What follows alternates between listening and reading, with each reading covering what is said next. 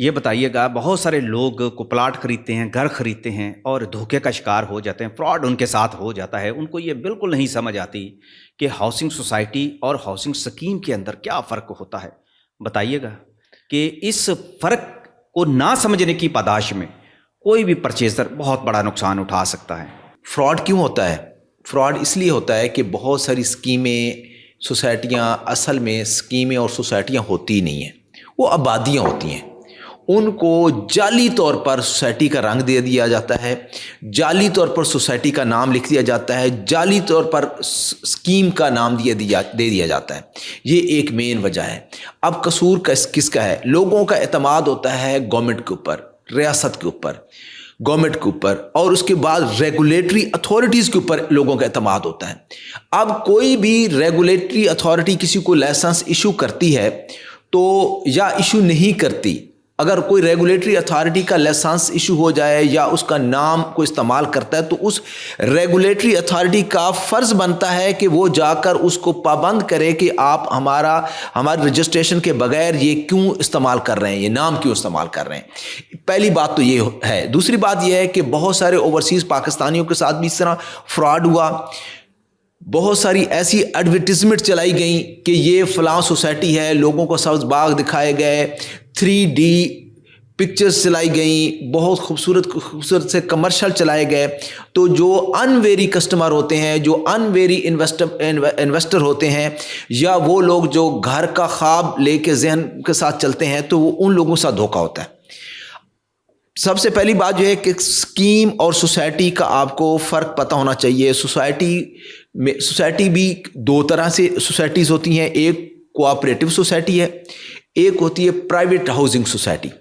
अब जो cooperative society है वो 10 से ज़ायद बंदे या 10 बंदे मिलकर, कोई किसी भी डिपार्टमेंट के एम्प्लॉयज़ मिलकर कोई एक ग्रुप बनाकर ज़मीन ले लेते हैं और वो मेंबरान कहलाते हैं, और वो अपनी उस जगह का जो रेजिडेंशियल एरिया ले लेते हैं और वहाँ पे इलेक्टेड बॉडी के ज़रिए वो सारा निज़ाम व इंसराम चलाते हैं और एक वेलफेयर के तौर पर वो काम करते हैं। रजिस्टर्ड होती है हाउसिंग सोसाइटी एक्ट 1925 के तहत कोऑपरेटिव हाउसिंग सोसाइटी जो होती है वो हाउसिंग सोसाइटी एक्ट 1925 के तहत रजिस्टर्ड होती है। कोई भी सोसाइटी उस वक्त सोसाइटी नहीं कहला सकती जब तक वो रजिस्टर्ड ना हो और उसने पूरे जितने भी इंग्रेडिएंट्स होते हैं रजिस्ट्रेशन के वो पूरे ना किए हों, तब तक वो सोसाइटी का वजूद नहीं आता। अब जो कोऑपरेटिव हाउसिंग सोसाइटी ये नॉन प्रॉफिटेबल होती है। ये एक ग्रुप ऑफ पीपल जो होता है, कोई रिटायर्ड एम्प्लॉयज़ हो सकते हैं किसी डिपार्टमेंट के, ये मिलकर एक प्रोजेक्ट बना लेते हैं और उस प्रोजेक्ट के ऊपर डेवलपमेंट करते हैं, और ये तमाम मेंबरान जो होते हैं इलेक्टेड बॉडी अपनी वो तश्कील देते हैं और वो इलेक्टेड बॉडी जो है तमाम इंतज़ाम व इंसराम चलाती है। अब ये 10 भी हो सकते हैं, 500 का भी ये ग्रुप हो सकता है, इससे ज़्यादा भी हो सकता है। तो ये एक चंक ऑफ लैंड के ऊपर जो है ये हाउसिंग जो सोसाइटी है इसका वजूद आता है। अब इसको टोटली रजिस्ट्रार हाउसिंग सोसाइटी जो है इसको वॉच करता है, इसको रजिस्ट्रेशन को देखता है, इसकी शिकायत का अजाला करता है। इसके कंपैरिजन में हम देखते हैं कि प्राइवेट हाउसिंग सोसाइटी आ जाती है। प्राइवेट हाउसिंग सोसाइटी का मालिक एक होता है या एक से दो भी हो सकते हैं। वो पार्टनरशिप के तहत भी बनाई जा सकती है, कोई चंक ऑफ लैंड लेकर उसके ऊपर डेवलपमेंट की जाती है, लेकिन उसका मकसद ये होता है कि वो कमर्शियल बुनियादों पर होती है। उसका मकसद होता है प्रॉफिट गेन करना होता है। कोई भी वो एक कंपनी एक्ट के तहत भी उसको रजिस्टर्ड किया जा सकता है, और वो एक कंपनी के फॉर्मेशन में, जो पार्टनरशिप की फॉर्मेशन में, और या कोई सोल ओनर भी होता है तो वो भी उसको लेके चल सकता है। तो उसके लिए भी आपको वो हाउसिंग जो सोसाइटी एक्ट के तहत भी रजिस्ट्रेशन होती है और कंपनी एक्ट के तहत भी होती है। सिमिलरली एक आगे बात करते हैं, इसके बाद आ जाता है स्कीम। अब बहुत सारे लोगों को ये नहीं पता होता कि स्कीम और सोसाइटी में क्या फ़र्क है। जो स्कीम होती है वो TMA के साथ रजिस्ट्रेशन उसकी होती है। अब उसकी रजिस्ट्रेशन के भी बहुत सारे जो है इंग्रेडिएंट्स होते हैं। जब तक वो इंग्रेडिएंट्स पूरे नहीं होते तब तक कोई स्कीम रजिस्टर्ड स्कीम नहीं कहला सकती। अब ये इसकी रेगुलेटरी अथॉरिटी कौन है? TMA है, और उस सोसाइटी की रेगुलेटरी अथॉरिटी है वो रजिस्ट्रार सोसाइटीज़ है। اب یہ انہوں نے اس کو ریگولرائز کرنا ہے. اگر کوئی بندہ بغیر رجسٹریشن کے کوئی سوسائٹی کا نام استعمال کر رہا ہے تو ان اداروں کا کام ہے کہ وہ ان کو پکڑیں, ان کے خلاف تعدیبی قانونی کارروائی کروائیں یا کریں. یہ ان کی رسپانسبلٹی ہے. اب لوگوں کے ساتھ دھوکہ کیسے ہوتا ہے کہ بہت سارے ایسی آبادیاں ہوتی ہیں, جیسے کوئی کچی آبادی ہو گئی, اس کو انہوں نے سوسائٹی کا بورڈ لگا دیا. اب ہر بندہ یہ سمجھتا ہے کہ یہ ڈیفینیٹلی رجسٹرڈ ہوگی, تو اس اور وہ بڑے زبردست قسم کے آفیسز بنا کے بیٹھ جاتے ہیں, اور آفیسز بغیر رجسٹریشن کے, مزے کی بات یہ ہے کہ رجسٹریشن کے بغیر بنائے جاتے ہیں, اور وہ یہ تمام جو ملی بھگت کا ایک نظام ہے اس کے تحت یہ سارے. اچھا یہ بتائیں نا کہ ہاؤسنگ سوسائٹی یا ہاؤسنگ اسکیم دونوں کو ویریفائی کرنے کے لیے جو عام ایک پرچیزر ہے وہ کس کس فورم پر جا سکتا ہے؟ دیکھیں, اگر ہاؤسنگ سوسائٹی ہے تو رجسٹرار ہاؤسنگ سوسائٹیز کے پاس جا کر, اس کے آفس جا کر آپ معلومات لے سکتے ہیں, ان کی ویب سائٹ کے اوپر چیک کر سکتے ہیں, ان کے آفس میں جا کر آپ وہاں پر نام بتا کر کہ یہ فلاں سوسائٹی ہے, آپ اس کی رجسٹریشن کا مجھے نمبر دے دیں, یا اس کے کیا یہ آپ نے اس کو پاس کر دیا ہے, اس کی رجسٹریشن اس کو مل چکی ہے یا نہیں مل چکی, وہاں فوراً پتہ چل جاتا ہے. تو اسکیم کے لیے آپ ٹی ایم اے کے آفس جاتے ہیں, ٹی ایم اے کے آفس میں جا کر آپ بتاتے ہیں کہ جی یہ فلاں اسکیم ہے, کیا یہ رجسٹرڈ اسکیم ہے یا نہیں ہے.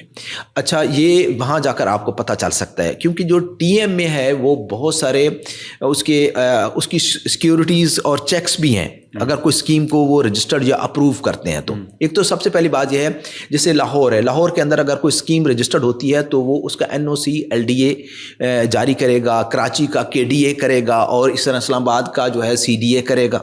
ٹھیک ہے, تو وہ آپ سی ڈی اے, کے ڈی اے اور ایل ڈی اے سے بھی معلومات لی جا سکتی ہیں کہ یہ فلاں اسکیم جو ہے یا یہ سوسائٹی ہے یہ تو بڑے شہروں کی بات ہے, چھوٹے شہروں میں T M A of course وہ ٹی ایم اے کے آفس میں آپ جائیں, وہاں جا کر آپ کو پتہ چلتا ہے, کیونکہ وہ ٹی ایم اے نے بہت سارے جو ان کے پلاٹس ہوتے ہیں وہ مارگیج کر لیتے ہیں, وہ اپنے پاس بینک گارنٹی رکھ لیتے ہیں. اگر کوئی بلڈر یا اس میں کوئی جو اگر کوئی ڈیولپر وہاں پہ کوئی گڑبڑ کرتا ہے, وہ ڈیولپمنٹ کے بغیر بھاگ جاتا ہے یا ڈیولپمنٹ نہیں کرتا یا سست روی کا کام کرتا ہے, تو ٹی ایم اے کے پاس اختیارات موجود ہوتے ہیں. وہ پلاٹ جو انہوں نے مارگیج کیے ہوتے ہیں وہ بھی اس کو ان کی وہ مارگیج پلاٹ کو کبھی بھی وہ آگے نہیں کر سکتے. یعنی آپ کہنا چاہ رہے ہیں کہ اگر کسی نے اسکیم کے اندر, ہاؤسنگ اسکیم کے اندر پلاٹ لے لیا, گھر دے لیا, اس کے ساتھ کوئی فراڈ ہو گیا ہے, اور جو ڈیولپر ہے وہاں کا اس نے مطلوبہ جو سہولتیں ہیں وہ نہیں دی, یا اس کا پلاٹ جو ہے اس کی کینسلیشن کر دی ہے, یا اس کو پتہ ہی نہیں کہ اس کا پلاٹ ہے کیا جبکہ اس نے ڈیوز دے دیے,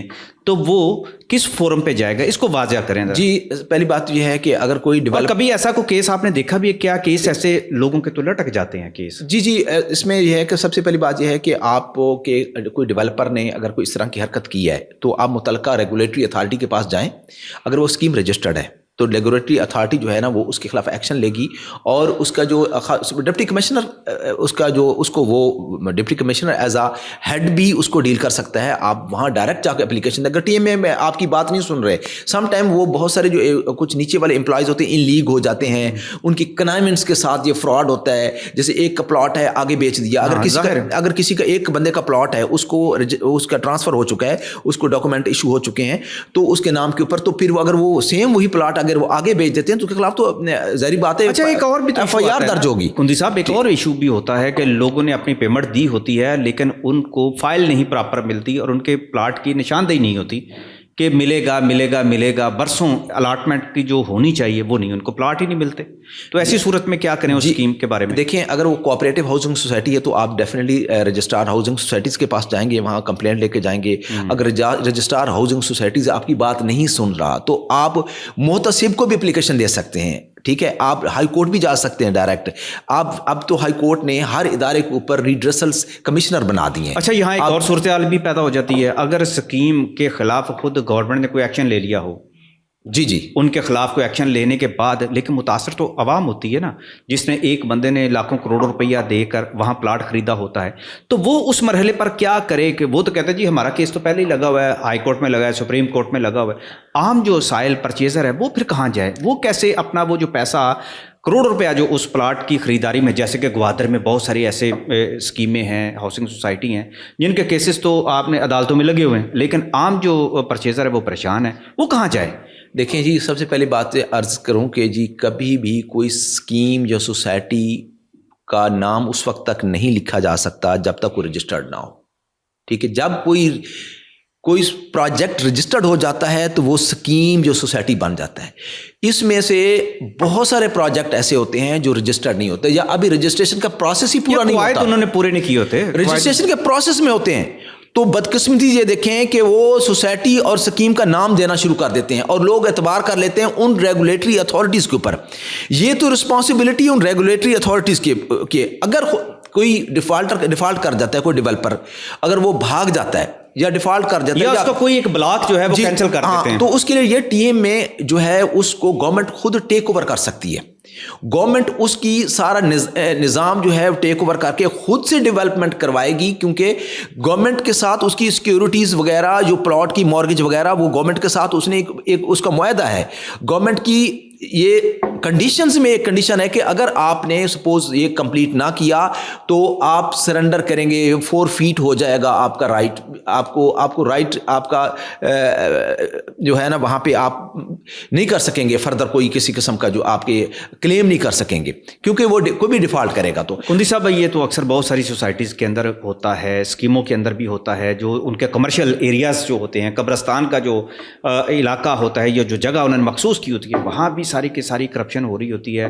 قبرستان غائب ہو جاتے ہیں, سکڑ جاتے ہیں, قبرستان کی جگہ بھی بلاک بن جاتے ہیں, مارکیٹ جہاں نہیں بننی ہوتی وہاں بھی مارکیٹیں بن جاتی ہیں. تو وہاں پر عام جو سائل ہے, سب سے جو اس کا گریوینس ہے نا, وہ کیا کرے؟ دیکھیے میری بات سنیں, وہ تو رجسٹرار کے پاس بھی جاتا ہے, کیس بھی کرتا ہے, اس کو اس کے پیسے نہیں ملتے. ہر سوسائٹی کا جو پلان ہوتا ہے وہ رجسٹرڈ ہوتا ہے, وہ نقشہ وغیرہ پورا اپنا سبمٹ کر دیتے ہیں رجسٹرار سوسائٹیز کے پاس یا ٹی ایم اے کے پاس.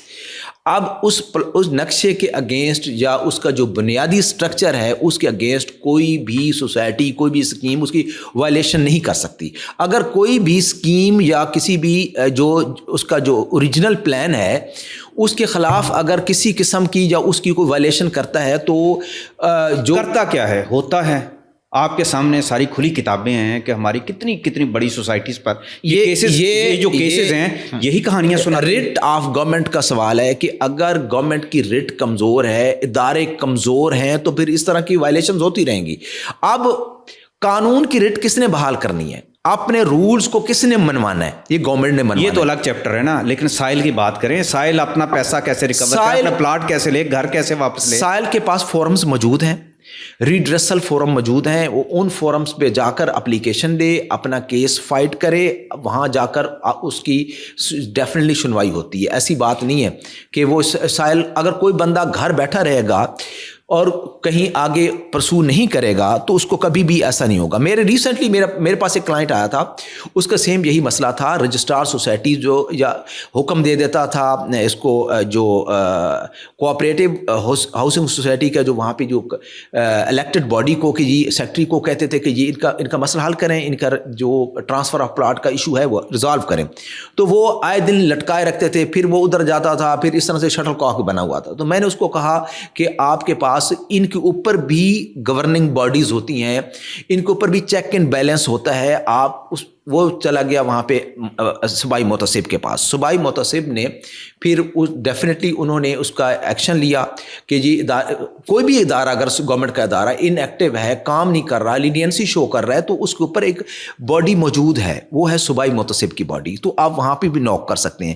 اگر وہاں بھی مسئلہ آپ کا حل نہیں ہو سکتا تو آپ کے پاس اور بھی فورم موجود ہیں.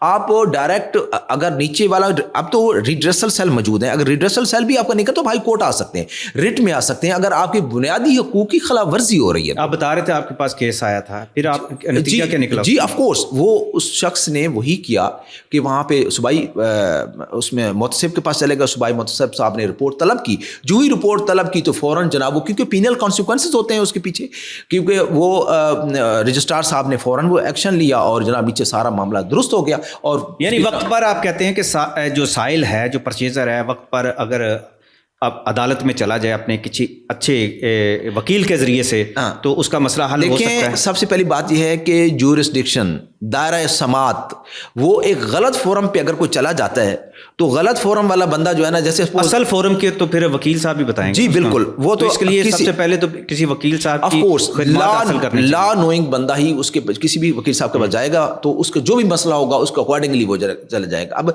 बहुत सारा मसाइल ये होते हैं कि समटाइम वो कोई एक, जैसे मैं एक सिविल सर्वेंट का ले लेता हूँ जी, सिविल सर्वेंट का जो फोरम है वो पंजाब सर्विस ट्रिब्यूनल है। अब वो चला जाता है हाई कोर्ट में। अब हाई कोर्ट कहेगी कि नहीं जी इसके ऊपर तो 212 का बार है, तो आप तो इधर आ ही नहीं सकते, तो आपकी पिटीशन डिसमिस की जाती है। तो जब वापस ये गलत फोरम पे तो उस वक्त जाएगा ना जब वकील जो उसको गाइड करेगा, जी जी, या वकील गाइड ना करेगा। रॉन्ग फोरम पे ऊपर जाकर डिले होता है, लोगों के लिमिटेशन के मसाइल पैदा हो जाते हैं। फोरम दुरुस्त होना चाहिए। चलें, बहुत बहुत शुक्रिया जनाब।